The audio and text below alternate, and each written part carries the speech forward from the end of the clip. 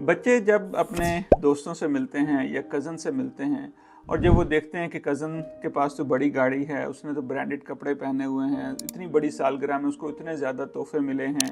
या वो तो गर्मियों की छुट्टियों में सर्दियों की छुट्टियों में जगह फिर के आए, तो इससे क्या होता है कि बच्चों में एहसास कमतरी और इन्फीरियॉरिटी कॉम्प्लेक्स का फीलिंग्स पैदा होती हैं। और जब बच्चे इस तरह के ख्यालात को बार बार सोचते हैं तो उनके जहन में मनफी सोचें और ज़्यादा उभरती हैं और बच्चे आहिस्ता आहिस्ता डिप्रेशन की तरफ चले जाते हैं। और बच्चे अक्सर औकात चीज़ें अपने वालिदैन से भी देख रहे होते हैं, जब वालिदैन भी अक्सर औकात इसी पे बात कर रहे होते हैं कि जनाब माँ बाप आपस में कर रहे हैं कि मैं कैसे और मेहनत कर लूँ, एक और जॉब कर लूँ ताकि हमारे पास और पैसे आ जाएं, और हम पैसों की दौड़ में बाज़ दफ़ा इतना लग जाते हैं कि उसने ये वाली गाड़ी ले ली, उसकी कज़न की इतनी बड़ी शादी थी, हम भी इस तरह के जो है ना वो हमारा भी लाइफस्टाइल इस तरह होना चाहिए। इस दौड़ में बाज़ दफ़ा वालिदैन इतने लग जाते हैं कि जो जिस चीज़ से घर पे सुकून होना था, जिस चीज़ से घर पे खुशी होनी थी,